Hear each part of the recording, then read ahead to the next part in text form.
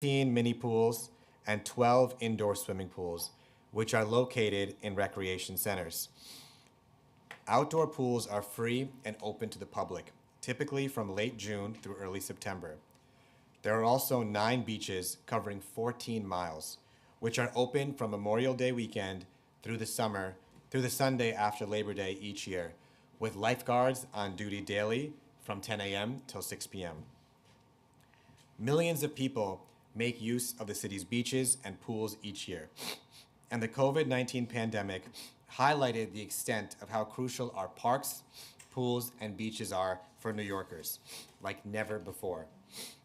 Since the recovery from the pandemic, attendance at pools and beaches have soared, but whether we have enough resources to sufficiently meet the public safety and recreational needs remains a huge and open question mark. Over the course of this past summer, 7 people tragically died from drownings at our city beaches, which was the highest amount since 2019. On June 21st, 2 Brooklyn teenagers drowned while swimming at Jacob Riis Park in the Rockaways. On July 5th, 2 Bronx teenager sisters drowned while swimming at Coney Island Beach. On July 17th, a 26-year-old man was drowned near Beach 95th Street in the Rockaways. On July 22nd, a 30-year-old man drowned near Beach 96th Street in the Rockaways. And on August 14th, a person drowned at Orchard Beach. The 7 drowning deaths this summer, as I mentioned before, are the highest since 2019. They dropped last year, but now have crept up again. 7 New Yorkers. 7 brothers, sisters, children, neighbors, relatives. 7 people killed on our city's beaches. This is a crisis. One that this administration needs to take far more seriously and use every tool at its disposal, every resource possible to address it. 1 death is one too many. But the fact that our numbers have crept up to 7, the highest in the last 5 years, is a reflection of the work that needs to be done by this administration and the urgency with which they need to take this crisis. This crisis is urgent, and the moment demands far more serious and comprehensive action from city government. Now, drowning remains a serious public health crisis, with over 4,500 people drowning each year nationally between 2020 and 2022. It is a leading cause of death for children. However, this is a preventable crisis if we can summon the political will to divert enough resources to education and outreach on swimming and water safety. This is a question of will, not a question of resources. To highlight this, over 40 million adults in the United States do not know how to swim, with 1 in 3 African American adults being unable to swim, 2 in 3 African American adults reporting to never have taken a swimming lesson, and 3 in 4 Hispanic adults reported never taking a swimming lesson. As well as in our Asian American communities too, the statistics are high and disparate. It's obvious that communities that have been historically underserved educationally and socioeconomically have the highest risk of water-related injuries and death. In previous hearings and other work conducted by this committee, we have highlighted why this is the case, as these communities simply do not have easy access to pools and swimming instruction and other water recreation.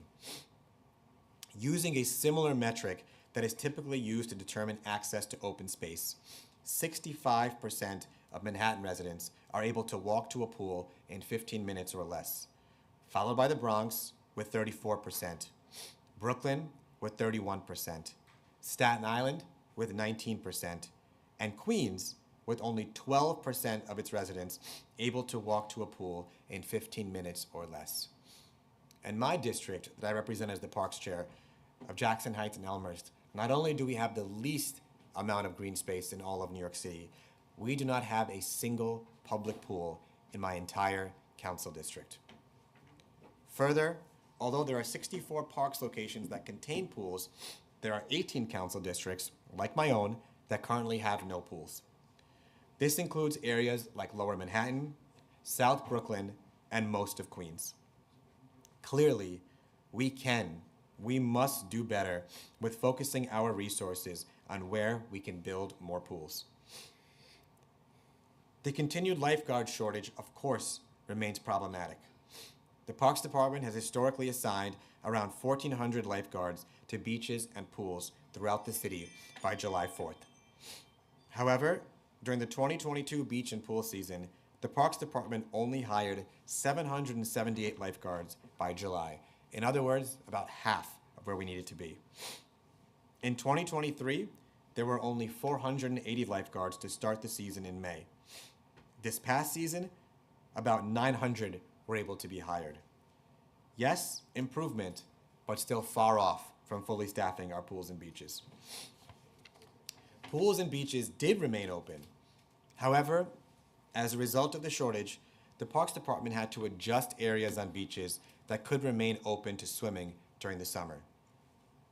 And to its credit, the Parks Department has recognized the problem and reacted by raising lifeguard pay rates from 2022 through this year. It has also engaged in numerous efforts to start the recruitment process earlier and adjust the training and testing regimen in efforts to increase the number of potential applicants. These are conversations the Commissioner and I have had directly. But the shortage persists and has obviously impacted public safety.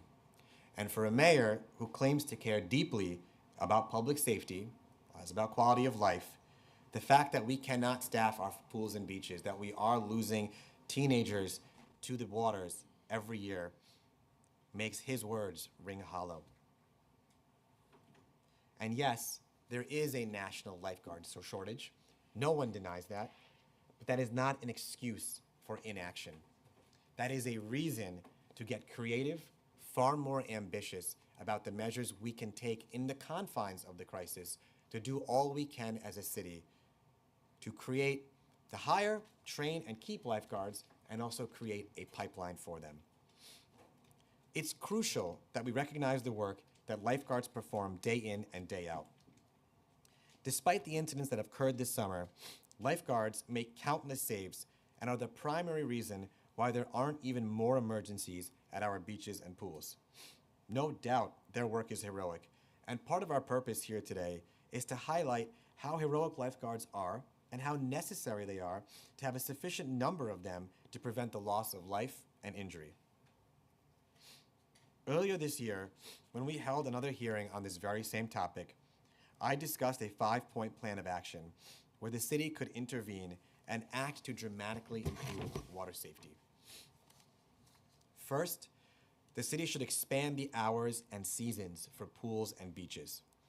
To be safe in the water, New Yorkers need to be exposed to the water.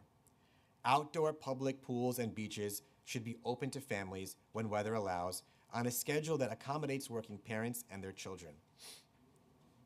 The bill I've sponsored, Intro number 275, which the committee heard back in March, mandates that operating hours should be from 8 a.m. to 8 p.m., and the bathing season should run from mid-May to mid-October.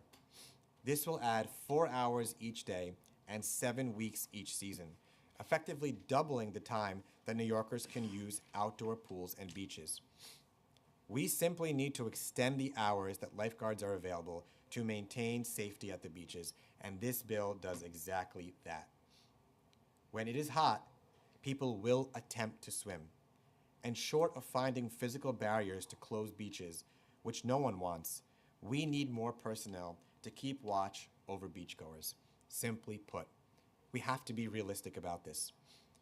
Because of climate change, it is getting warmer earlier in the year, and it is staying warmer to later in the year, including today. And the reality is, when it stays warmer for longer during the year and into the evening, New Yorkers will swim. They will want to swim. For many parents for whom the beaches are a refuge because they don't have access to a pool and the communities are hot, and the streets are hot, going to the beaches are a way to get themselves and their children to cool off. And I'm sure we'll hear that there aren't enough lifeguards to actually implement this bill. But notice the cyclical pattern, the circular reasoning that we're engaging in as a city if that's how we approach it. We need more. We need our pools and beaches open longer, but we can't do it because we don't have enough lifeguards to do so. That kind of thinking has to change. This is a public health and a public safety crisis. Next, the Department of Education should create a junior lifeguard corps. The lifeguard shortage doesn't just put families at risk of drowning when they cool off in public waters. It also forces closures, further depriving New Yorkers of access. A pre-considered bill I've sponsored, which we're examining today, will require parks and the Department of Education to determine how best to launch a junior lifeguard corps, using students, school pools, and city or nonprofit staff to provide training to city students who will be able to satisfy physical education requirements, work towards a rewarding career, and spend their summers saving lives. The fact of the matter is, our youth want to lifeguard. They want to learn how to swim. They want a summer job. And if we're going to address the lifeguard crisis, a meaningful way to do so is to create a pipeline from children in school that can be trained, that can learn not only how to swim, but how to lifeguard and become our future lifeguards. I have seen this in action recently when I was at Rising Tide's graduation ceremony for NYCHA students who are learning and trained now in water safety. That is our future. And if we are going to address this crisis in a meaningful way, then we've got to work with the organizations on the ground that are doing this work every day, that are teaching our children how to swim, and create a pipeline of lifeguards and talent to be able to address this crisis. They are our future lifeguards. They are our future. Third, we must extend free swim for all programs to more New Yorkers. 1 in 4 New York City children does not know how to swim. They will grow up to be adults who are afraid of the water. The Parks Department and the Department of Education should work with nonprofits to ensure universal access to free swim instruction for second graders. The city should also invest in a significant expansion of free swim programs for adults. This is especially crucial since these programs are potentially slated for cuts in the administration's proposed budget, and private funding was needed to be raised to create new swim programs as a bulwark against what would be a terrible hit to public water safety programs. And again, just like with our bill to create a pipeline of lifeguards and a junior lifeguard corps, where City Hall won't act, we in the City Council will do so. If the response is that the legislation that was passed to teach all second graders how to swim with Councilmember Julie Menin, if the administration won't implement it because they don't have the funds to do so, then we in the City Council showed what's possible. Both Councilmember Menin and I worked together with the Gray Foundation and a network of swim organizations, Asphalt Green, the YMCA, Common Point, to create a $1 million pilot teaching second graders in neighborhoods, in highest need neighborhoods across the city, how to swim. And when we didn't have pools, like in my own district, to implement that program, we worked with the school to open up their pool to the community to teach second graders how to swim. A class that was in high demand all summer and into the fall. Where City Hall will not act, we in the City Council will do so and show what is possible. Fourth, we must build more pools.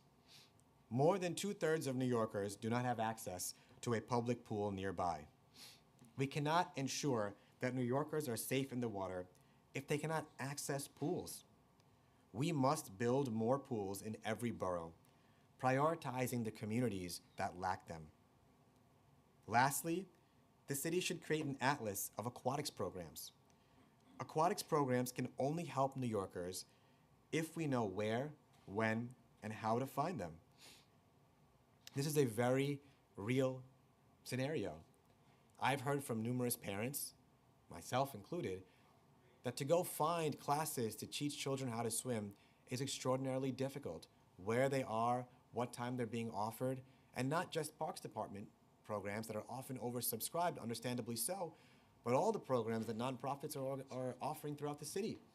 We need a one-stop place, thank you, where we can find these programs and enroll our children. That's what this bill does. The other pre-considered bill we're hearing today that I'm sponsoring will require the Parks Department to create a public, searchable, web-based map listing both public pools as well as programs available at each site. I also want to call attention to Resolution 469, which I've also sponsored. This resolution would recognize May 15th as International Water Safety Day, which brings awareness to the epidemic of drowning and educates children and adults about how they can become safer in, on, and around the water. When we held our hearing in March, it was my hope that some of the solutions raised at the hearing would have been well on their way onto being implemented by now. Sadly, this has not been the case. And we saw the tragic results of that inaction taking place on our beaches throughout the summer, with the deaths of 7 New Yorkers. It is why we in the City Council have prioritized water safety where City Hall has failed to act. It is why, with Speaker Adams in Majority Whip Selvina Brooks Powers District last week, a number of council members, the Speaker, and I held a press conference joined by families of victims who were lost in the waters, calling attention to this crisis at Rockaway Beach and in anticipation of today's hearing. Because everything that we can do, from legislation to public attention to pilot programs, even finding private funding to do so, to today's hearing, we in the City Council, with Speaker Adams' leadership, will take every step that we can, will take every measure we can to address this crisis. We are committed to doing so, and we would hope that we would have a partner in City Hall that felt the same. Now is the time to ensure that next summer and all future summers are not a repeat of what happened this past summer. We must address the crisis on our city's beaches. We can do no less. And it is long past time that we find a better, more effective, and more comprehensive way to do so. New Yorkers are depending on us. I look forward to discussing further these issues today and welcome all who have come to testify. Thank you. And I'd like to now recognize the members who are here with us today. We have in person Councilmember Holden, Councilmember Narcisse, Councilmember Ung, Councilmember Carr, and on virtual we have Councilmember Caban, and virtual as well, Councilmember Narcisse and Councilmember Ung. I will now request our committee council swear in our panel of witnesses from the Parks Department. Thank you, Chair. Would representatives of the Parks Department please raise your right hand if you're able? Do you affirm to tell the truth, the whole truth, and nothing but the truth in your testimony before this committee and to respond honestly to council member questions? Thank you. Please begin when you're ready. Thank you.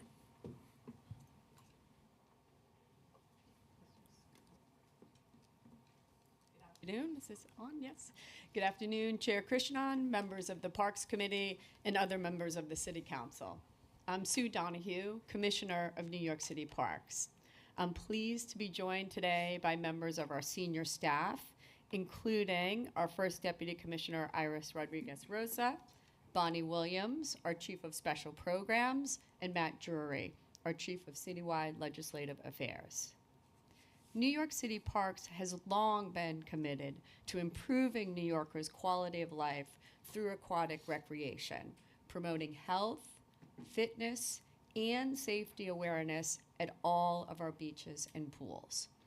Our public beaches and pools are an essential part of summertime in New York City and have become more critical than ever in providing relief from the heat as climate change brings us ever increasing temperatures.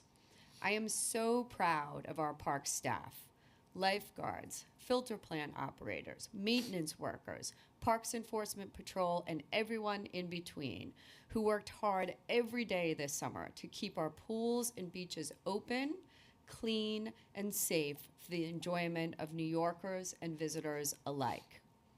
In addition to 148 miles of waterfront parkland, our agency maintains over 14 miles of public beachfront, 8 separate beaches located at various points along New York City's shoreline, and 53 outdoor pools, all of which are open to the public every summer for swimming and other recreational activities completely for free. I'm pleased to announce that we recently completed our 2024 summer beach and pool season, during which 7.4 million New Yorkers came out to enjoy our incredible beaches, and over 1 million New Yorkers visited our outdoor pools. As we testified before this committee earlier this year, New York City Parks has been working tirelessly to increase the number of lifeguards serving our city, and those efforts have already produced real results for New Yorkers. Today, we're thrilled to share that our lifeguard corps grew significantly over last year, with 930 lifeguards in our ranks at the season's peak, nearly a 10% increase in the number of lifeguards protecting visitors at our city's pools and beaches.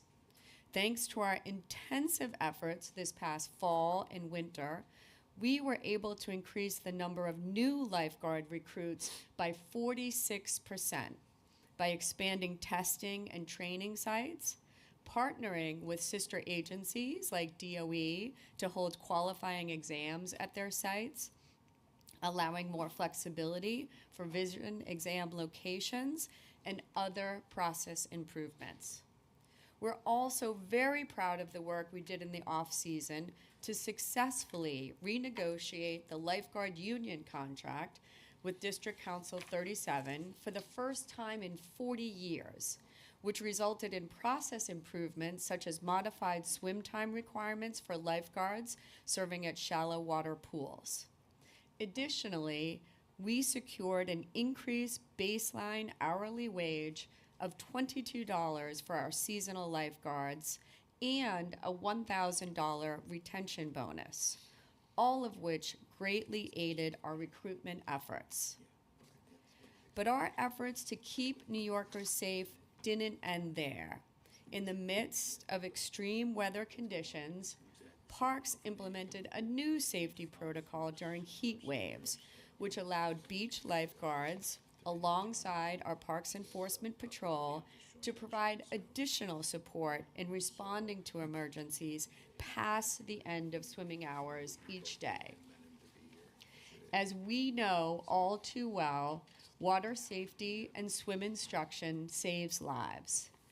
Accidental drowning is the second leading cause of unintentional injury-related death among children under the age of 14, with a disproportionate impact on Black and brown youth, which is why we were thrilled to be able to bring back our popular Learn to Swim program back to our outdoor pools this summer, which served 3,000 children citywide through free classes offered in every borough for tots and children aged 1.5 to 17.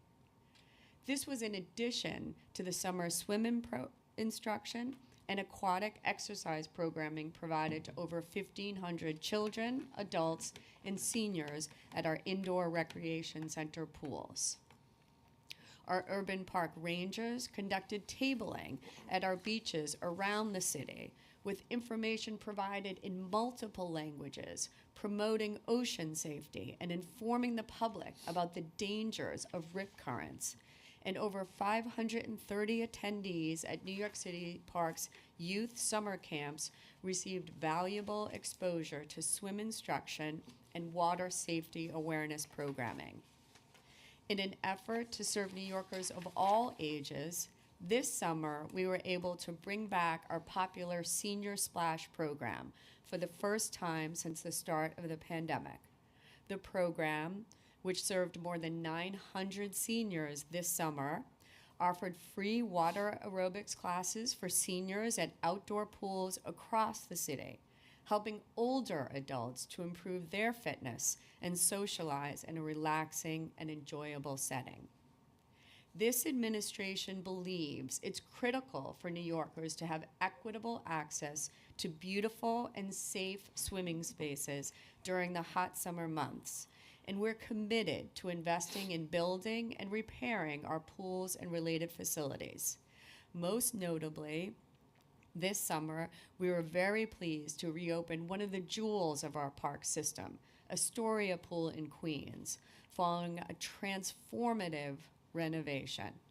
This historic pool, which is the city's oldest and largest, at nearly 90 years old and over a full acre in size, underwent a full-scale renovation, representing a $19 million investment in this beloved community amenity. We reconstructed the pool shell, installed new filtration, recirculation, and treatment systems, and upgraded other elements to improve pool operations and provide a more enjoyable experience for pool visitors. Joined by Mayor Adams at the reopening ceremony for that classic facility at the start of the summer, we were thrilled to announce Let's Swim NYC, a capital investment totaling more than $1 billion over 5 years to build, improve, and protect New York City's public pools. This funding marks the city's largest sustained investment in swimming infrastructure since the 1970s. Through this effort, the city is directing necessary funding towards 39 pools, including the construction of 2 brand new indoor pools and the full renovation of 3 additional pools. This historic investment is expanding recreational water access throughout the 5 boroughs, helping more New Yorkers learn water safety skills that save lives. Of course, there's always more work to be done, which is why we were so thrilled and appreciative when Governor Hochul announced the results of the state's NYS Swims funding initiative last month, through which the city was awarded over $46 million, which will allow for the full renovation of 4 existing city pool facilities and the construction of a brand new aquatic center to serve the Arverne and Edgemere communities in Queens. We're grateful for Governor Hochul's generous support and look forward to working with the state to deliver those projects for New Yorkers. Looking ahead, keeping our beachgoers safe will continue to be our top priority, and our incredible lifeguards will continue to be a core component of our beach and pool operations. We're already hard at work preparing for this 2025 summer season, and will continue to explore every avenue to recruit and retain even more qualified lifeguards, including increasing opportunities for potential lifeguards to test and qualify.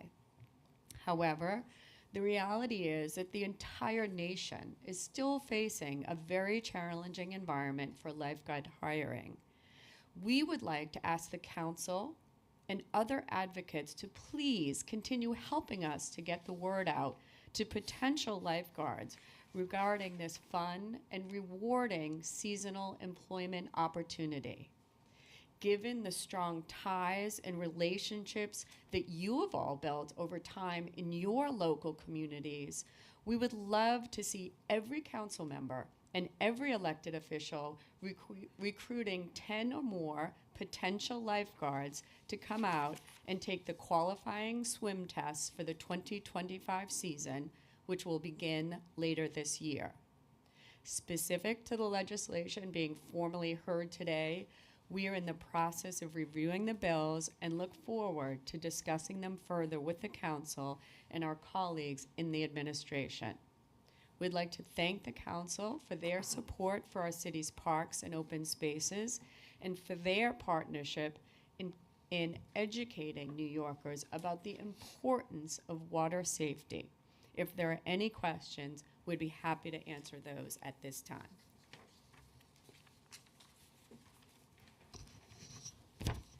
Thank you so much, Commissioner, First Deputy Commissioner, and the whole Parks team who's here. We appreciate your work and dedication every day to the issues affecting our park system, including our pools and beaches. And I also want to recognize, before we go any further, that Councilmember Palladino has joined us virtually.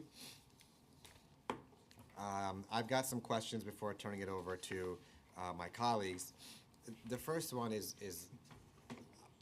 I have to ask honestly, you know, there's no doubt that the Parks Department is doing all it can with the resources it has, and the lack of resources from a mayor who campaigned on increasing the parks budget is a huge contributor to this problem.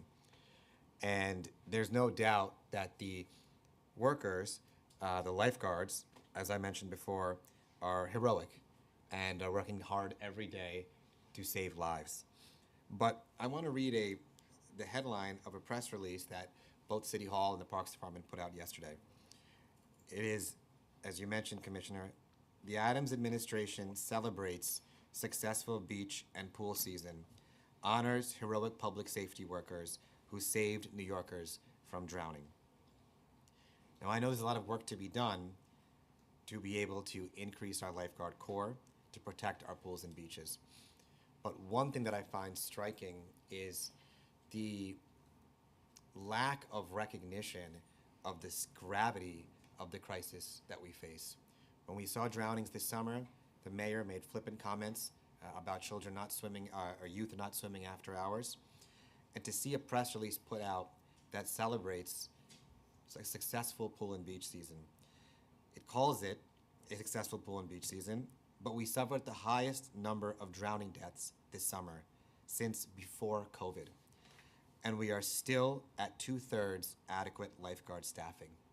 How does this administration define success?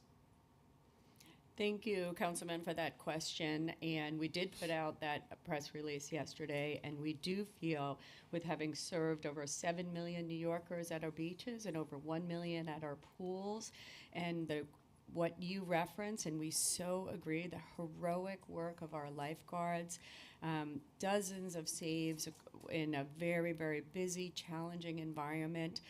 We do want to recognize the good work of our staff in serving over 8 million New Yorkers in the summer and providing an incredible outlet for relief from the heat, and recognize our lifeguards, our Parks Enforcement Patrol staff, our filter plant operators, all the different elements that have to come together to manage a park system and a pool and beach system of that magnitude. We absolutely feel it's critical, and to recognize the incredible work that was done. We have 45% increase in new recruits into the system. 70% of those were between the ages of 16 and 18. The word is getting out. We think that investment of $22 pay an hour is really critical. We have seen things coming together to provide for increases in the number of lifeguards, the number of new recruits, and us being able to serve New Yorkers. And I understand and appreciate that, as I said before, too. There's no doubt the work of lifeguards is heroic, but that's just one half the equation.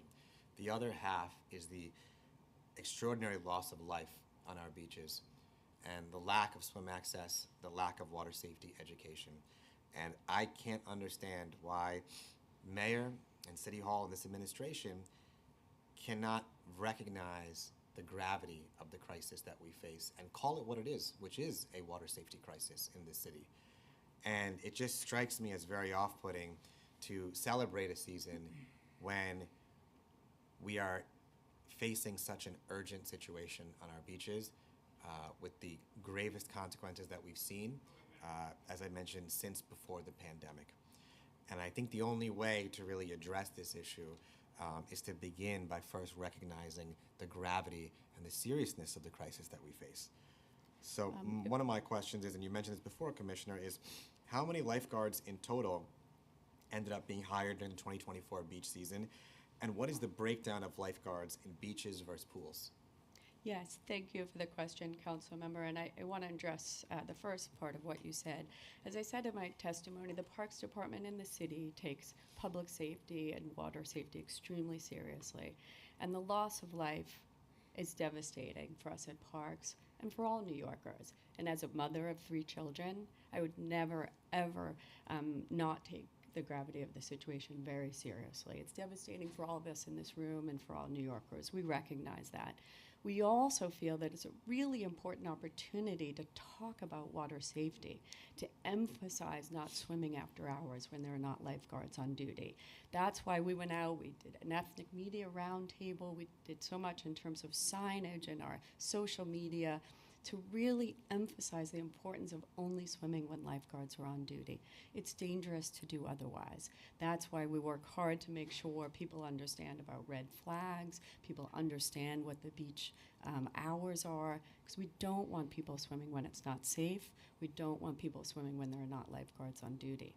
To address your question, this year we increased the number of lifeguards to 930, and that's 409 beach lifeguards and 521 pool lifeguards. So, Commissioner, I want to address that comment, and I do appreciate the measures that were taken. But what I'm hearing a lot from the administration is what people shouldn't be doing. Don't swim after hours. Don't go in the water past the red flags. I heard from one New Yorker who's a parent of a youth that passed away and drowned, that it would be helpful if the red flags actually had signage or print on them explaining what they mean. I'm hearing a lot, even from the mayor, about make sure that we don't go out after hours. But there's the reality that New Yorkers are going to swim later in the day and later in the season, given the realities of climate change. And what I'm not hearing enough of is not what New Yorkers should not be doing, but what can we do as city government to protect New Yorkers? And I agree there's a component of this, which is water safety education, no doubt. And a component of water safety education is, of course, making sure to swim and letting parents know, be vigilant about your children going in the water after hours. But there seems to be a disconnect between the array of solutions that are needed beyond reprimanding New Yorkers not to go after hours and finding ways that we can affirmatively address this crisis. And I think we in the City Council would like to see more of those solutions from City Hall as we're proposing in our own legislation. Thank you, Councilmember. I just want to note our red flags do have on the signage indication, international symbol of not swimming. They're not just plain red flags, they have a symbol on them to not swim. And also, I apologize if I didn't make it clear in my testimony, we're not only increasing recruitment, but also, the $1 billion investment in Let's Swim NYC is really about expanding access to pools, 2 new pools being created, and then investments in 39 pools. So we are being proactive both on the recruitment side and in the pool infrastructure side, absolutely. And is what's written on the flags, is that actual writing, or is it just the picture itself? It's an internationally recognized sign for no swimming. So and that's good that they're internationally recognized signs, but the reality is that oftentimes, what we may think on a policy level makes sense may not always translate on the ground to reality for New Yorkers, especially many who don't know how to swim or in the water. And so I'm reporting what I'm hearing from New Yorkers.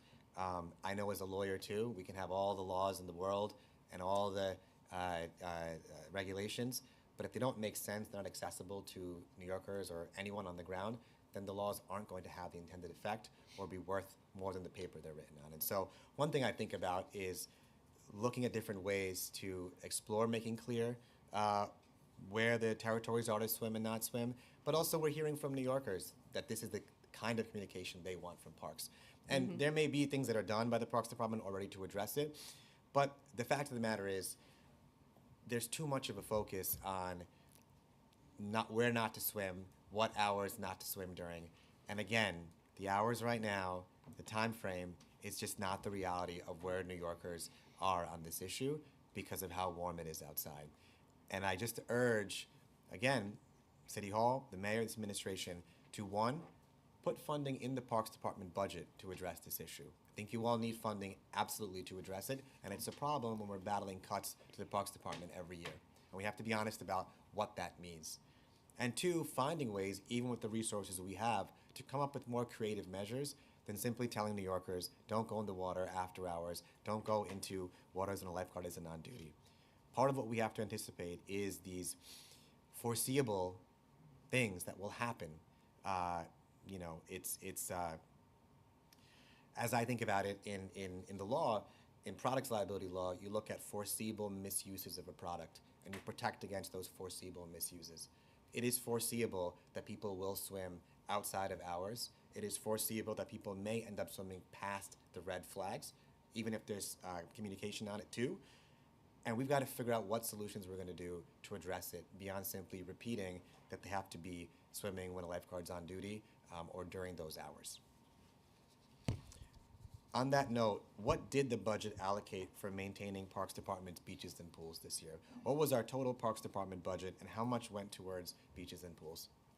Thank you for the question, Council Member. And just to add to what you said, we completely agree, and that's why this summer we had our great Urban Park Rangers tabling at beaches in the Rockaways and in Coney Island, handing out materials, printed materials. The core part of what the Urban Park Rangers do is educate and inform, and so they were there tabling to let people know and New Yorkers know about the dangers of the water, specifically around rip currents and rip tides. We made flyers available in multiple languages, so a whole host, and also had our Parks Enforcement Patrol out and on the beaches until 9 o'clock after hours. Whole host of things that were done to help amplify that messaging around being safe and educating New Yorkers.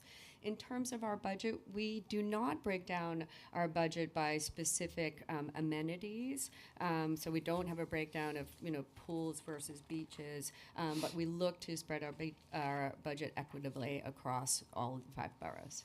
And so this summer, when it became clear that too many drownings and incidents were occurring at the beaches, aside from the distribution of material, around the beaches, what other steps were taken by the Parks Department and the administration to create a safer environment at the beaches? Yes, and thank you for that question. So there were a whole host of things that we did, including, as I mentioned, so we had a Parks Enforcement Patrol are out on the beaches after hours until 9 p.m. on ATVs patrolling the beaches, helping to tell people not to be in the water. We had incredible collaboration with our sister agencies at FDNY, NYPD, Office of Emergency Management, flying drones from 9 o'clock in the morning until 9 o'clock at night. That just helps extend our reach, further eyes on the beaches, helping to inform us both of wildlife in the water and then also looking for situations that could be dangerous, helping to identify when there's a lost child, a whole number of things along that huge 14-mile stretch of beaches. Just another great way that we're able to help coordinate and communicate and to enhance beach safety. And then another important thing that we did, recognizing the challenges that we saw with so many heat emergencies, we actually implemented a new protocol at our beaches during heat emergencies whereby our lifeguards would be available in their shacks 1 hour after the beach closed. So not in lifeguard chairs. We didn't want to give the impression that we wanted people in the water, but we did want to do what we could to help expand water safety during that period of time when we knew it was hot weather, people would be on the beaches later. So we made lifeguards available in their location so that in the event of an emergency, they could run out, they could be helpful, working in coordination with our Parks Enforcement Patrol officers, FDNY, PD, all the different eyes that are on the beaches. We did extend our lifeguards till 8 p.m. during heat emergency situations. And with my bill, we extend them to 8 p.m. for a much longer season too. So that's what we're looking to do. I do want to ask the Commissioner on that point in particular, how many, these are the same PEP officers, for example, that are out on our beaches, that are also patrolling our parks across the city, right? Right. How many PEP officers do we have in the Department of Parks and Recreation? That number is 250? 260. I was going to say 260. 300, but 260, so close Yeah. enough. But 260 PEP officers in our parks and across 14 miles of beaches. And I understand that was the work that was done to make up for the fact there were no lifeguards on duty, but it's not simply possible for, with the Parks Department budget the way it is, with the PEP officer corps the way it is, to patrol 14 miles of beaches with 260 PEP officers who are also responsible for all of our New York City parks too. And I just have to add, Councilmember, thank you to Matt, that core of 260 is supplemented by an additional 250 seasonals, CSAs. Thank you. And aside from trying to increase the number of lifeguards, letting New Yorkers know where they can and can't swim, what ideas, what affirmative ideas have been pursued by this administration to ensure that a summer like the one we just had does not occur again in terms of the loss of life at beaches? Thank you for the question. So as I said in my testimony, we are already preparing for the 2025 season. We're already starting to think about recruitment, already starting to plan for the qualifying tests, already looking at how we're going to be communicating and bringing in more young people. As I said in my testimony, we're also tasking the council to help us with new recruits. We're hoping that the council will each send us 10 new recruits to our qualifying. So we know that it's critical, that connection between having enough lifeguards to man our pools and beaches. We're doing everything in our power to increase that.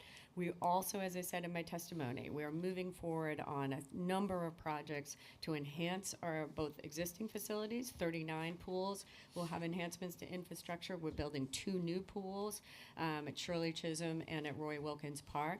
And then we were thrilled with the New York Swims funding from Governor Hochul, an additional $46 million investment in pools across the city. So a huge amount of money and investment in enhancing our swim infrastructure, and then a real focus on enhancing our recruitment. We've seen gains each year, and we expect that to continue. I also want to recognize that Council Members Lee and Menon have also joined us. And before turning it over for some questions from my colleagues, I do want to ask a couple more questions, which were, how many pools under the Parks Department, public pools under the Parks Department jurisdiction are currently open to the public? How many are in rec centers versus other types of pools? Thank you for the question. So we have 53 outdoor pools, and 50 of the 53 were open for summer 2024. The ones that were closed during the summer were Tompkins Square, which just received funding through this Governor Hochul funding, which we're thrilled about.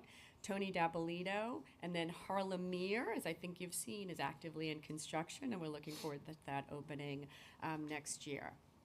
We have 12 indoor pools, Olympic and intermediate. 8 of the 12 were open for summer 2024, and we had 4 that were closed. In the Bronx, St. Mary's was closed. In Brooklyn, Brownsville was closed due to an ongoing restoration project, but we're thrilled that we announced funding that is going to completely renovate that pool. And in Manhattan, we have 2 pools that are closed, Hansborough and Tony D'Appolito. Thank you. So in summary, again, sorry, it was how many are open versus closed on outdoor and indoor? 53 outdoor pools. 50 of the 53 were open for summer 24.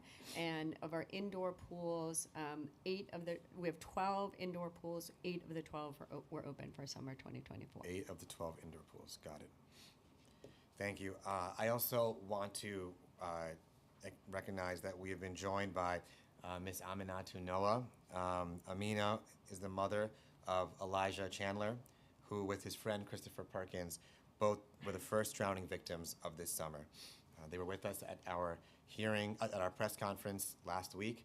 And Amina, I want you to know, as we spoke about then too, that to honor Elijah, to honor all who have lost their lives at our beaches, both this summer and in the past, we must do everything we can as a city to make sure no child, no New Yorker ever again loses their lives in our waters. And my last couple questions for now are, Commissioner, can you just, so you mentioned before, the Parks Department doesn't break down the budget by what's allocated towards beaches and pools, right? It's just an overall budget? Can you please get us that information of, I think it's important to see exactly, how many of the budget that we have, how much is being allocated towards this effort. So if you don't have that Absolutely. information, we'd appreciate it if you can send it over to our We'd committee. be happy to follow up. And also, we can break down the number of staffing that are at each of those locations. Okay, that would be great. I now want to turn it over. I'm going to take a break. I'll turn it over a bit to my colleagues to ask questions. First up is Councilmember Holden. Thank you, Chair. And sorry I had to step out for a few minutes, and maybe this question was asked, but of the 7 people that drowned this year, were lifeguards on duty on any of them? Thank you, Councilmember Holden, for the question. 5 who drowned were on New York City beaches, and I believe only 1 was during lifeguard hours. So only one drowned when there was a lifeguard on duty? Yes. And do you know the circumstances of that one? I do not have the specifics. That would be the Department of Health is looking into the specifics of that And incident. the hours that when they drowned, is that obviously was after a lifeguard was on duty? As Exactly. at night, or was it? Yes, in the evening, So yeah. this is what the chair was saying about extending the hours, especially in very warm weather. I know, and you didn't get the budget you deserve, first of all. And the mayor did promise that he was going to give us 1% in his campaign, and he didn't deliver. And that has repercussions. And this is one of them. This is a problem that we're facing. And my district has no pools. We fund swim instruction, but it's not enough. It's very, again, you can only reach a very few amount of your constituents. Have you explored, and again, I'm sorry if the chair asked this question when I was out, but have you explored sort of like swim teaching pools where they're much smaller, less expensive, but we can get the job done by reaching a number of constituents? Thank you for the question, Council Member. And we have, our rec centers provide opportunities for swim teaching. In fact, for when people come in for the qualifying test, one of the things that we did for those who passed the qualifying test, we offered free membership for 6 months to people to train. So in order to then, if they pass the qualifying test, then they go into training. We offered free membership to our rec centers in order for people to enhance their skills. We have a swim improvement program that we offered at our rec centers, also to help individuals to be able to pass the rigorous lifeguard test. So yes, it's something we think a lot about, is how do we expand access to swim training. So there's a lot of rec centers without pools. I'm just saying, within those rec centers, have you priced out, like, let's say, a proposal of 50 of them, having these smaller pools for training, for swim training? Do you mean adding new pools? Adding to them, like a capital project. What would it cost? I mean, I don't think it would cost the price of a large pool, but it would, what would it cost to really train especially our young children? I think the ages of 1.5 to 3, prime age, that's where you should train every child. And my daughter does that. She pays for it, but she thinks that's very, very important that her kids get that training. So if we could work that out into a budget in the future years, I'm sure the council will support that. Thank you. Thank you, Chair. Thank you, Councilmember Holden. One question I have is, are there, how many training sites are there across the city for people to become lifeguards? Thank you for the question. Do you want to take that? Yeah? Okay. So currently, we had, this particular year for 2024, we actually extended the training opportunity. So Fort Hamilton High School, for example, was one that actually came to us and wanted to participate in being able to do training. Now DOE has seen the benefit of being able to try to do that, and we're looking to expand it to other schools throughout the city. So we're looking to be able to host a training program, hopefully, and our desire is to have one in each borough. And, thank you for saying, Commissioner. And so right now, is it just, It's at Chelsea, Just it's one- at Chelsea, it's at Gertrude Ellery in Manhattan, and then we had the Fort Hamilton one in Brooklyn. And so we're hoping to be able to have sort of like Curtis High School possibly in the Bronx and other in Staten Island, and other schools, throughout, and DOE is very receptive to it. and how, because, I think, Commissioner, you challenged us before on the council to find 10 people from each district to send, and that's a very good challenge to take up. But of course, the issue is sending 10 people from our districts to Fort Hamilton. I had a constituent whose child passed the test, but there was no way he could go from Jackson Heights to Fort Hamilton. This is a very real issue across our city. So unless we've got training programs across the 5 boroughs, as you mentioned, First Deputy Commissioner, we're going to run into this issue over and over again, even if we can find 10 people in each council district. So what exactly is the timeline, and what is Parks doing exactly to make that a reality by next summer? So thank you for the question, Council Member. So as I said, we did a number of different things this year. We expanded the availability of the qualifying tests by 42%. So we had 47 qualifying tests in 2023. We had 67 in 2024. We were also expanded those test sites from 9 in 23 to 17 in 2024, including schools in each of the outer boroughs. As I said, if individuals pass the qualifying tests, we also offered free rec center membership to pools across the city for 6 months, so that young people could have access to training to improve their swim capabilities, to be more likely to be able to pass the test. And then, as the First Deputy said, we are committed to having a training facility. So there's the qualifying tests, Right. and we expanded access to that. And then individuals would go into a training in order to be trained to pass the lifeguard test. We're looking to and committed to having a training site in each borough Do for we know when that would- 2025. For 2025? Yep, Okay. Thank you. absolutely. That's when we'd need it. It hasn't started yet, but when it starts in next year, in 2025, we'd have a training site in each borough. The training starts about March or April. Okay. Looking forward to it. All right, hearing in March or April, to hearing the good news then. We'll tell you before that, I'm sure. All right. Deal. Councilmember Menon, think you have questions? Great. Thank you so much, Chair, and thank you, Chair, for holding this important hearing. So a couple questions. So last year, the City Council passed my bill, which would, as you know, require the department to provide free swim lessons to second graders. I was notified that the program was delayed as part of the PEG earlier this year. So what is the exact status of the program? Thank you, Councilmember Menon, for that question and for recognizing this, the importance of our Swim for Life program. Parks began Swim for Life in 2005. It's a really important program for us that we've been conducting for many, many years. It's a partnership with DOE. In FY24, we trained 20,000 to swim, 20,000 individuals to swim.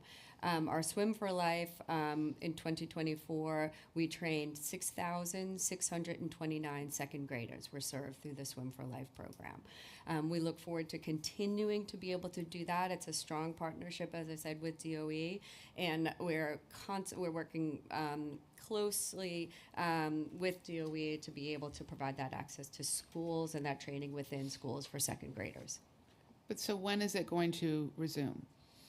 So our Swim for Life programming is happening this fall. It starts at the beginning of the school year. And at the same capacity that existed before? We hope to be able to serve, as I said, in 2024, we were thrilled to be able to serve 6,629 second graders. We hope to be able to meet or exceed that this year. So the point and why the council passed this bill was obviously to expand upon it. So, I mean, saying that we're going to do 6,000 kids is simply completely and wholly insufficient. I'm sorry I missed the beginning of the hearing, but we had another hearing at the same time. I'm sure the chair has already done questions on this. I apologize for, overlapping on that, but it's just, you've got families who are here who lost a child because of drowning, and then to see that the agency is not, when we have a bill that requires these swim lessons, is not doing it to the full capacity is unbelievably disappointing and upsetting. So I'm sorry, Council Member. First of all, it was an expansion. So from 2023 to 2024, we expanded by over 1,000 children. In 2023, Swim for Life served 5,133 second graders. In 2024, Swim for Life served 6,629. So it was an expansion of over 1,000 second graders who were served through the program. But under the council bill, it requires more of a universal program. The idea that we would get up to speed where we are providing free swim lessons to all second graders who need it. When would you anticipate that the agency could meet that goal? That's not something I could answer today. It's absolutely something that we're focused on, and we agree with you. As I said, Swim for Life has been an important priority of ours for years. We started it back in 2005. It depends on a number of factors, including availability of school pools, busing of kids to those pools, and availability of aquatics instruction. So we are increasing. We increased from last year, served over 20,000 between our Learn to Swim and our Swim for Life programming. We're always looking to be able to expand and working closely with the Department of Education on partnerships and available pools so we can do that. So I'm glad you mentioned the availability of pools. I'm sure the chair spoke about the program that he and I launched along with Asphalt Green and the Gray Foundation, where we are providing free swim lessons to 2,600 second graders across the city in communities in need.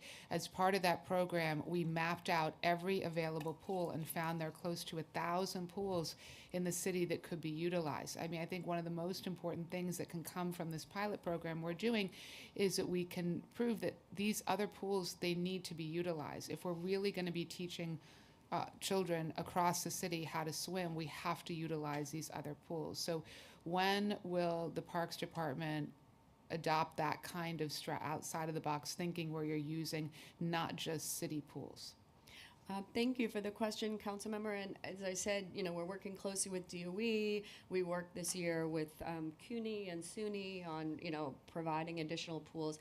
But in terms of private pools and outside pools, that's not something that we right now have purview over, and there's additional expense with that. That would come from, other arrangements. Right now, we're working with our sister agencies where we can to be able to expand. I would just, and this will be my last comment, I would just urge the agency to think outside of the box. You have so many different schools, universities that have pools that we could be able to utilize. I mean, we're doing it now with our pilot program, I think to great effect, and it would be terrific to see. The whole point of our pilot program is to adopt those best practices and have the agency be able to utilize them down the line. Absolutely. Thank you. Thanks so much, Councilmember Menon. I mean, that's a really important point, and we mentioned before too that we had to do that in Jackson Heights. We don't have a public pool. So on that point, Commissioner, and you may have said it before, but I just think it's helpful to clarify the numbers. So, how many swimming pools are on DOE property? Which of these pools are open to the general public or to groups other than DOE students at any time? Thank you, Councilmember. I do not have that number that would be a DOE question. So have Parks and DOE ever discussed opening these pools for use by the public at times in schools? We have weekly, almost seems daily meetings with DOE on availability of their pools and partnerships over pools, absolutely. And so our existing Swim for Life programming happens at DOE schools. And do you know the number of schools that we're using for Swim for Life? I know that it's at least... Yeah, so right now our Swim for Life programming is happening that, but in terms of other availability of DOE schools, I don't have that number. That would have to come from them. Okay, I would ask if you can provide the committee with that information too, reaching out to DOE as well, especially if these weekly conversations are ongoing. It would be helpful to know how many school pools we're talking about, so we see the full universe of what could be possible. And going back to well, a couple different areas. Let's jump back to expanding pool and beach season. So we held a hearing last year on this issue. on my bill in particular, which would expand Intro 275, which expand opening hours at the beaches and pools, as well as expand the season. So can you provide any feedback? What would be necessary for the Parks Department to successfully implement this legislation when we enact it? Thank you, Council Member, for the question, and we appreciate the focus, obviously, on access to pools and beaches and water safety. We are really proud of the extensive work we've done with lifeguards and recruitment. I think that there are there are a number of different factors that we would highlight. We've kept beaches open for a week past Labor Day for the past several seasons and have consistently found that visitation decreases sharply in the final weeks of the season. We can show you, we track our pools very carefully. We can show you the numbers. So we see a decrease, a real fall off in August in visitation. That's for one thing. And it's important also to note that our staffing ranks begin to decrease as the season nears its end, since most of our seasonal lifeguards are students that need to return to school. As I said, 45% of our new recruits this year were between the ages of 16 and 18. Those are kids who are going to go back to school in August. So, or that's made up of teachers. A big part of our core is people who are able to do the summer but then have to return to school. So both in terms of seeing visitation decrease, and then we know based on the data we have on who our lifeguards are, you'd see a drop in both staffing and in visitation. And so, understanding the staffing issue, but also knowing there's a decrease in visitation, has the Parks Department had any conversations about what it would take to open up pool and beach season, extend pool and beach season? I understand the challenges, but has there been any conversation internally about how it could be done with the current lifeguard corps that we have, or in other ways?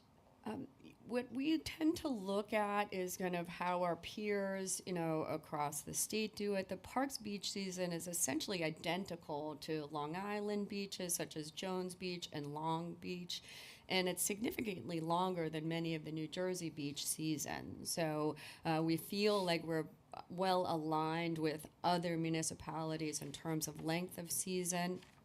And then also what we know is that, and again, I want to emphasize our concern is about water safety. As the summer progresses and sun goes down earlier, there's limited, or visibility gets more difficult, especially at the beaches. One of the things that we prioritizes the lifeguards being able to provide that protection and water safety for beachgoers. So we'd have real concern about extending, the hours of the beaches when it starts to be the dusk becomes earlier, and would want to make sure that we can be able to keep people safe. And on another point related to legislation that we're hearing today, are Parks and DOE currently engaging in any efforts to recruit and train students at DOE schools who may be interested in working as lifeguards? Absolutely, yes. That's a big part of our conversation, is working closely and hand in hand with DOE. And as I said, there's an extensive, the amount of work that this team did on recruitment, going to PSAL events, tabling at swim meets, attending swim practices at schools, universities, talking with coaches across the city. And I think that's really why that extensive recruitment effort is why we saw that 45% increase in new recruits, and those new recruits were between the ages of 16 and 18. So high school students certainly got the message and came out, and that's where we saw a lot of growth, and that's where we're going to continue that close partnership with DOE and continue to work hard to attract those young people.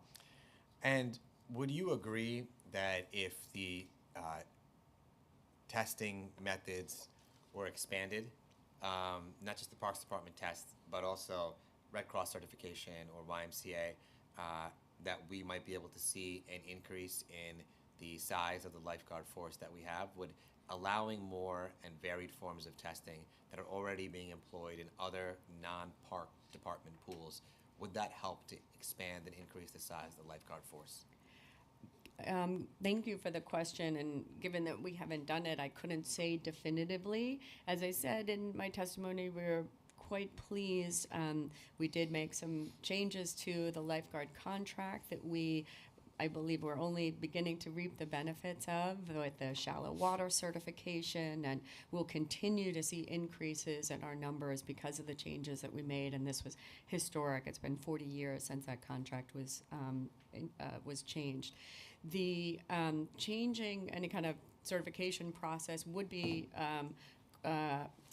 based on collective bargaining. So that's a process we'd have to go through. But it is true that the Parks Department pools have a different test than, let's say, YMCA pools or other, even DOE pools or school pools. Are there different tests employed at these different pools?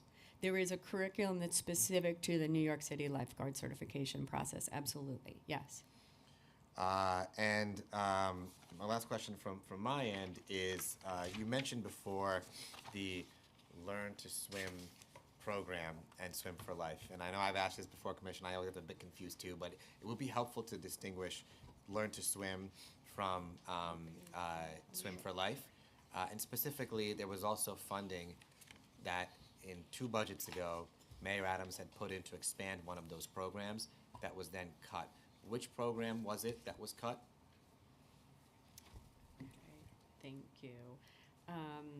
So the Swim for Life program focuses on second grade students and provides them with certified swim instruction at our indoor pools during the school day as a regular part of their weekly class schedule. The Learn to Swim program is a targeted initiative conducted in partnership with the Department of Education. And so what we're doing with each of those is swim lessons to provide life-saving, water safety skills, introduce kids to the sport. So Swim for Life is essentially second graders, and then Learn to Swim is general swim instruction for the general population. And is it safe to say that those programs being very popular are often oversubscribed, that there's a wait list to join them? Absolutely, yeah, very popular programs. They're free and available to everyone, so they're very popular. And so how many slots do you have for each program compared to what the demand typically is? Yeah, we'll have to circle back to that. Okay. But you'd agree, I think, that having more swim programs accessible and available with nonprofit organizations, given the high demand for the parks programs that are oversubscribed, would help to address that need, correct? Absolutely. If there's more free swim programming available, it's to the benefit of everyone. Absolutely. I'm now going to turn it over. I will ask the questions on behalf of Councilmember Caban, who is on virtually, but because we don't have quorum, I'll have to ask the questions for her. So these are Councilmember Caban's questions regarding Astoria Pool. And I'm going to read them. When the pool first opened for the summer, our office, Councilmember Caban's office, received an outpouring of community feedback sharing that there was a chronic lifeguard shortage at Astoria Pool. Can you please outline the steps that the Parks Department has taken to ensure that more lifeguards are hired and adequately trained?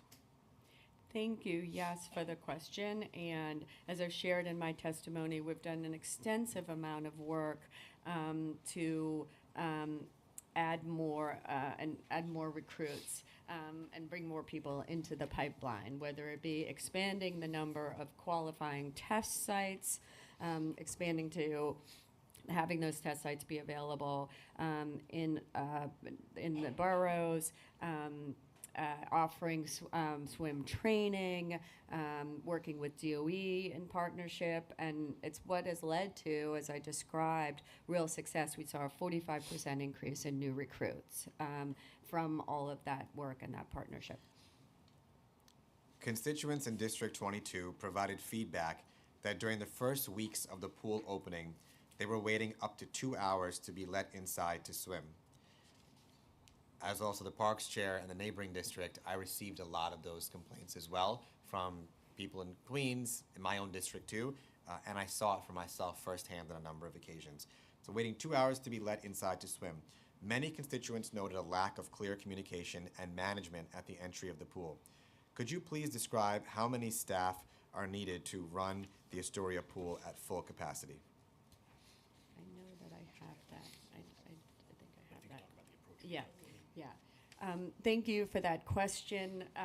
We were so pleased to be able to reopen Astoria Pool after a nearly $20 million renovation. It's absolutely beautiful. It's the biggest pool in the system, over 1 million gallons of water. It's beloved, we know, by the community. Because it was closed last season, there's no doubt that there was a whole lot of pent-up demand for that facility, leading to lines. And it's a beautiful facility and one that we know is beloved by the community. And it also, because it's the biggest pool in our system, takes about 30 lifeguards to run that facility. So there's no doubt that at the beginning, as we were adding staff, there were lines, but by July, we were able to open that at 100% capacity.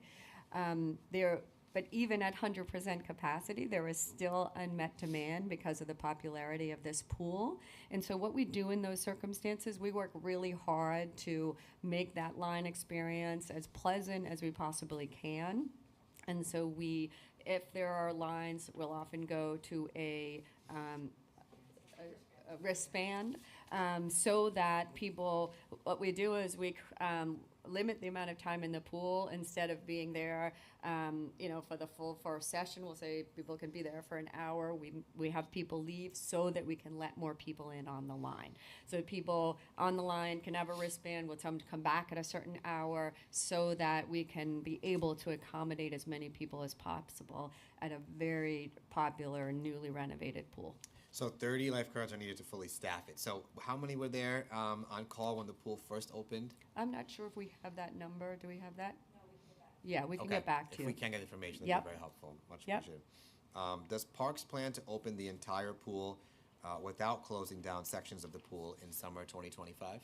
We anticipate we'll do everything we can to. That's why we're already focused on recruitment for 2025 and bringing in as many lifeguards as possible. We look to do that at all of our pools, absolutely. Our office, Councilmember Kaban's office, was made aware of a disturbing incident in which a woman wearing a hijab was prevented from entering the pool. My office, through Councilmember Kaban, was also made aware of this too, and she and I both spoke directly about it. We sent you a letter as well from both our offices. When Councilmember Kaban's office inquired with the Parks Department regarding this matter, there was a lack of clarity around the pool's policy about religious attire. Has the Parks DEIB investigated the incident and made a determination about training or measures it will take in order to prevent such incidents from happening again? Thank you for the question, and I'm aware of the letter that you and Councilmember submitted.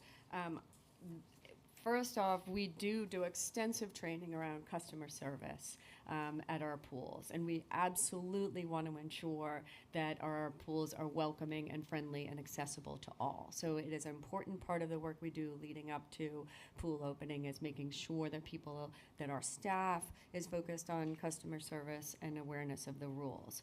I am aware of the incident that was mentioned and apologize if they were not appropriate communication. We do have signage at the entrance to each of our pools. Someone just handed it to me. We can submit it for testimony. That does show what is allowed on the deck and in the water. Hijabs and turbans are allowed. We do also allow for modest observant swimwear. So there would not be a reason why someone would have been turned down for wearing a hijab. We post that. It's very visible. So if there was some miscommunication, I apologize on behalf of the agency, but we do work really hard to make sure our pools are welcoming and accessible to all. That was an extremely concerning incident and raises a number of questions. And clearly, I know that Parks has the policy, but what happened on the ground in reality was very different and was very traumatic. And especially for so many Muslim New Yorkers in communities like Astoria, Jackson Heights, for a pool in Astoria, we would expect a far different standard of treatment and making sure that the staff there are adequately trained to understand different religions, cultures, and ensure pool policy reflects that. So on that note, I think you already answered it too, the question was, can you share Parks policy on allowable attire to enter the Astoria pool? We'd appreciate if you could submit that as well. Absolutely. Have it right here. We'll leave it. Yep. Can you share the Parks Department's policy on permitting religious attire within the boundaries of the Astoria pool or any New York City pool? So as we just discussed, we do have very clear signage on what's allowed. We do prioritize welcoming, accessible access to all of our pool facilities. That's why we make this signage readily available right at the front, and our folks who are working at the pool facilities know and are trained in what is allowed on the deck and in the water. We work really hard to make sure that people are aware and there's good customer service around that. Is it your understanding that the Parks Department is allowed to limit and/or deny access to a New York City public pool based on an individual's choice of religious attire? So we do there in terms of our what's allowed on the pool deck, the material of the swimsuit or of what people are wearing in the pool does need to be suitable. There are rules and regulations around that. But as I've said, we will submit. We're very clear about allowing for hijabs, turbans, modest observant swimwear, and we provide access to all New Yorkers at our pools. Absolutely. Seems to me that this situation needs to be closely addressed, as we wrote about in our letter too, to ensure that it does not happen ever again. Councilmember Caban's office asked for immediate website updates and signage information informing guests of this policy. When can we expect to see these updates for pool guests posted online and at pool facilities? So they already are posted at pool facilities. This document that I have is exactly what's posted at pool facilities. We'll leave that with you today, and we can submit it for testimony. Make sure you have it. So it is there today. It was there for the 2024 beach season. It will be there always. And we can also make sure that it's available and on our website. Have there been any cultural sensitivity trainings provided for pool staff? Will there be any in the future? As I said, we work hard at the Parks Department to ensure that we have good customer service for all of our frontline staff and people working at our pools and beaches and really throughout the park system. And I'm always so proud of the dedication and commitment of our park staff to making sure our facilities are welcoming. They know that's of importance to me and senior leadership at the Parks Department, and it's part of the training that they receive is to make sure that our pools and our facilities are welcoming to all. So when will those trainings take place? Are they ongoing? When do they happen throughout the year? All of our folks are trained when they're beginning the job. People are well versed in what the requirements are on the pool deck, and then we have an office of diversity, inclusion, and belonging, and Given this incident at Astoria Pool, we did have specific training for the staff post this event. And are all the staff offered those trainings part-time, full-time, seasonal? Yes, all the staff were offered that training. And so will the Parks Department commit to continuing to provide training for all staff regardless of seasonal status? So. Absolutely. We provide extensive training across the board for all of our staff. Thank you. Now I'll ask questions from Councilmember Narcisse. Is it possible to develop kid-friendly PSAs that effectively communicate drowning prevention and water safety tips? These could be shared on social media. Thank you for the question, and we do work hard on our social media channels to emphasize beach safety, water safety.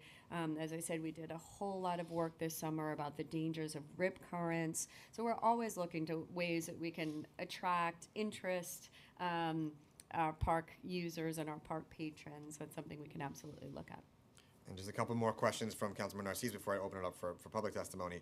What role do community outreach and education play in your current drowning prevention strategy, and how is this being expanded? You answered it before, but if you can just summarize it again, please. Yes, absolutely.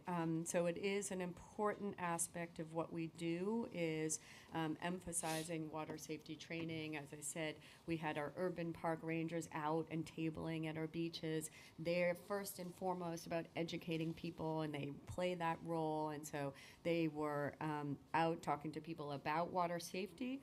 We had a flyer that we made up that we posted that was on our social media. We also had flyers in multiple language, specifically about the dangers of rip currents. We know that in open ocean like the Rockaways, rip currents are a huge, huge concern.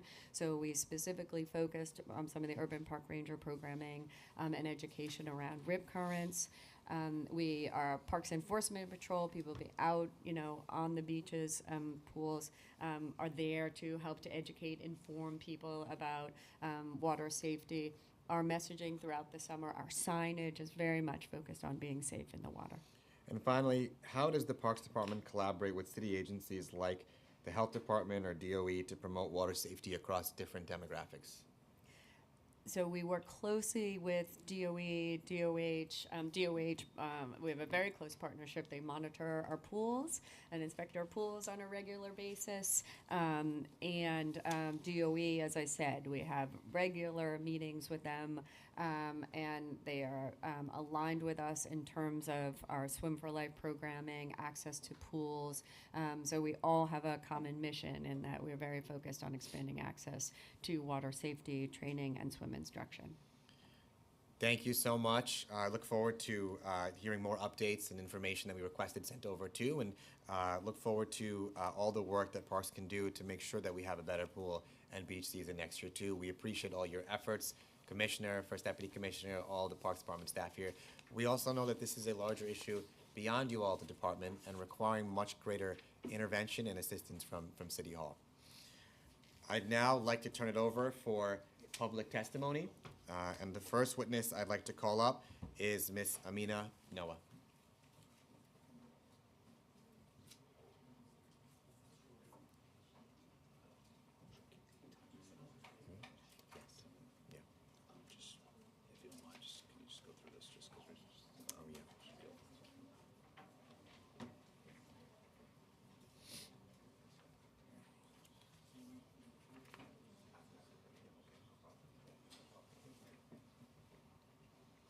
Sorry, Ms. Noah, before I start, I do have to read something into the record for public comment.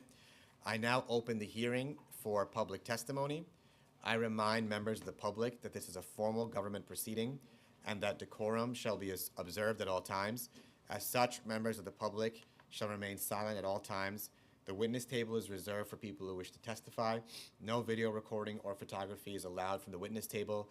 Further, members of the public may not present audio or video recordings as testimony, but may submit transcripts of such recordings to the Sergeant-at-Arms for inclusion in the hearing record. If you wish to speak at today's hearing, please fill out an appearance card with the Sergeant-at-Arms and wait to be recognized. When recognized, you will have 2 minutes to speak on today's hearing topics on water safety. And with that, thank you, Ms. Noah, for joining us today, and you can feel free to testify when you're ready.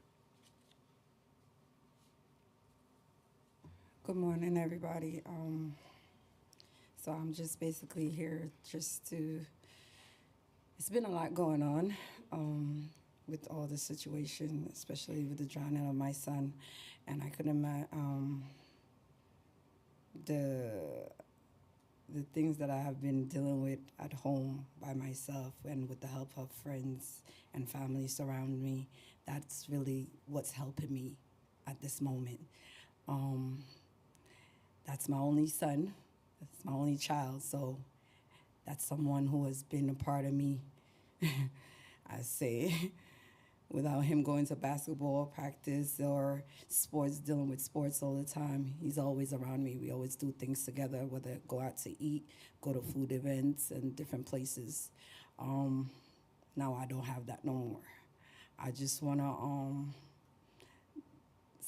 say, how do we fix this issue? Because I don't want to make another family feel what I'm going through on a daily basis. It's not a great feeling. And how do we fix this? What precautions we need to take? Because we need to have more lifeguards, more trained and proper education too, even for our kids, because a lot of teens go to the beach all the time in the summer. Thousands and thousands of people go to the beach. I don't think most of us know what's the difference of what does a flag stand for, a red flag stand for, especially with these young kids out here. They just want to go to the beach and have fun with their friends and hang out. Unfortunate minds didn't come home this summer. It's a lot, but I just want no family to be going through what I'm feeling right now. That's all. I don't know what else to say. I'm sorry.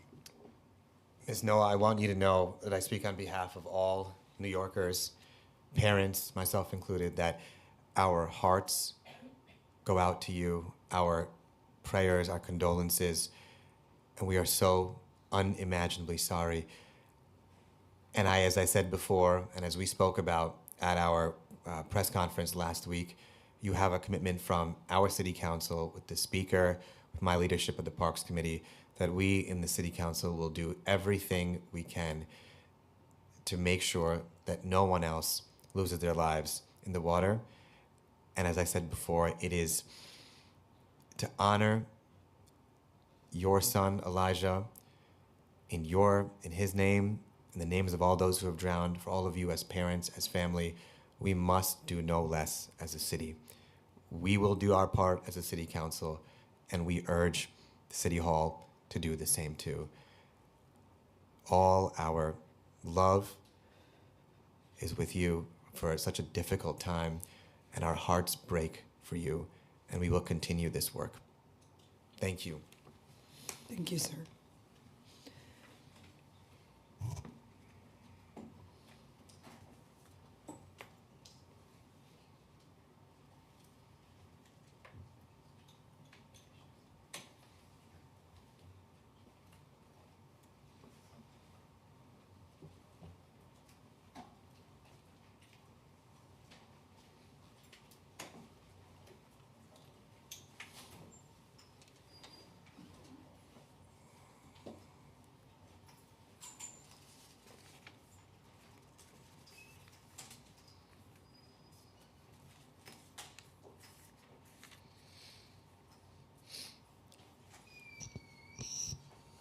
I think before we go any further, given the testimony, I just want to take about a moment of silence for all those whose lives we lost on the water this year.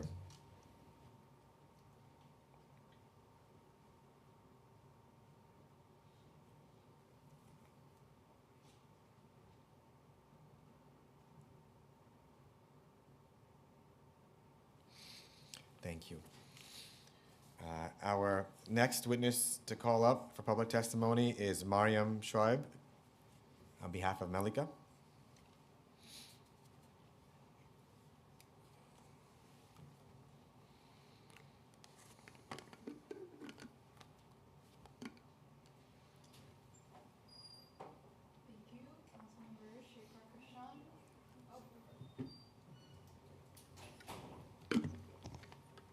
Thank you, Councilmember Shekhar Krishnan. I would also like to emphasize that I'm also a member of your district, so nice to see you in person. I would also like to re-emphasize the situation that was brought by Councilmember Tiffany Caban, and also wanted to shout out Tiffany Caban for her presence online. Thank you for representing us. As a representative from the Medica Center, we are a nonprofit organization that is specifically tethered to protecting women, more specifically Muslim women. And the situation that was brought to light by Councilmember Caban resulted from a Muslim woman that wanted to take her 8-year-old son out to the Astoria pool just for a day to relieve themselves from the heat. And not only was she denied entry, but in addition to that, she was also bolstered with a lot of Islamophobic comments coming from one of the staff members that called her quote-unquote crazy for her beliefs as a woman who should look different than what is advertised on the guidelines that they had for appropriate swimwear. So I would like to take this time to also emphasize that 2 of the 7 deaths that occurred this past summer were Zainab and Aisha Muhammad, 2 Muslim women who were at Coney Island Beach, who are both beacons of selflessness to their respective communities. Both Zainab and Aisha had dreams to pursue a future in the medical field, one as a pharmacist and the other as a future doctor. So unfortunately, we have lost both of those prospects from our communities. But I would like to emphasize that we need more than just cultural sensitivity training. We need more than just signage that amplifies the specific guidelines of acceptable wear to the pools across the city. And I, as a Muslim woman who also doesn't know how to swim, I don't know how to swim because pools are not a safe environment for me, and I feel that I am ostracized just for my simple choice of looking differently than the, I guess, the conventional look of what a woman should wear to a pool. I feel like just because I wear my hijab that I am looked at as someone who does not deserve the right to know how to swim, which is a very, very imperative survival tactic that everyone should know about, but unfortunately I don't. And I would also like to emphasize that we need more than just cultural sensitivity training, because these Islamophobic comments are the result of a rather narrow mindset that people have about what a Muslim woman should look like while she is taking a dip in the pool, or let alone watching one of her children take a dip in the pool. And I would also like to emphasize that as a women's safety organization, Medica is committed to guaranteeing the rights of all women, more so Muslim women. And when a Muslim woman does not feel welcome at one of our city's oldest pools, then that is a line that we draw. And I thank you, Councilmember Shekhar Krishnan, for leading. Sorry. That's okay, you can finish it. Thanks. I just wanted to thank you for all the work that you've been doing to address this crisis that we have. We should not be scared for our lives when we go to enjoy ourselves in a beach or in a pool. And furthermore, Muslim women should not be scared to take up the freedom to take a swim in a pool. And I shouldn't be dictated as to I shouldn't be criminalized just because I choose to wear a head covering to the pool. And that's my comments. Thank you for giving me the space. Thank you so much for your testimony, your powerful testimony, and I couldn't agree more. And it's nice to see you as a constituent, an advocate here in our district and in Queens too. I'd now like to call up Olga Perez from MVP Lifeguards.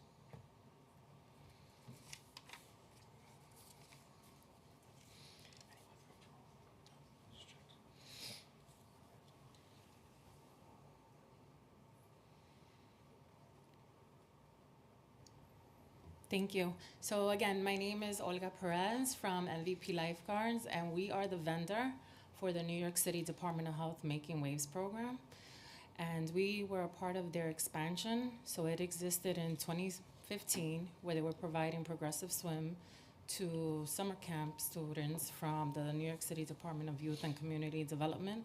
And with their pilot program and expansion into the high schools, became the contract that we're currently overseeing. So essentially what we're doing is providing progressive swim and lifeguard training in selected schools throughout the city. And the swimming lessons is part of the PE credit. So I wanted to just make you aware of this program that's already existing through the New York City Department of Health. And then with additional funding for this program, we would be able to create a pipeline for the lifeguards for the city. So for example, again, we participate in various schools throughout the city. So example, over at Seward Park right now, unfortunately, due to the lack of funding for the fall, we're not able to provide swimming in that school.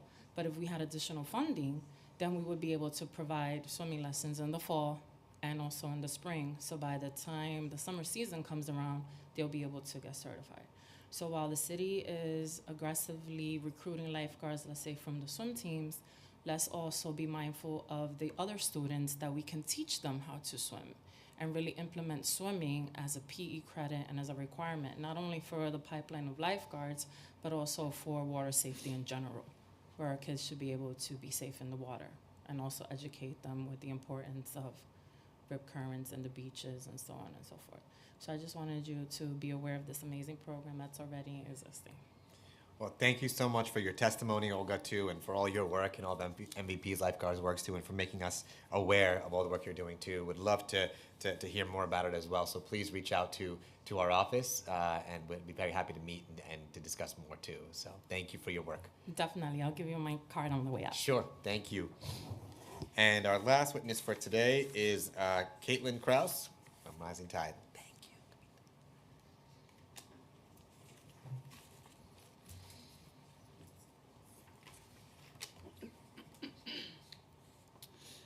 Good afternoon, esteemed members of the City Council and fellow New Yorkers. My name is Caitlin Kraus. I'm the founder and executive director of Rising Tide Effect, and I am a member of the task force for the city called the Lifeguard Inter-Organizational Task Force, along with Parks. And I'm an appointed commissioner for the state on the temporary commission to prevent childhood drowning. Today I'm here, though, to speak about the crisis, the one that's not only preventable, but is actively claiming the lives of our children. This is not just a concern, it's an emergency.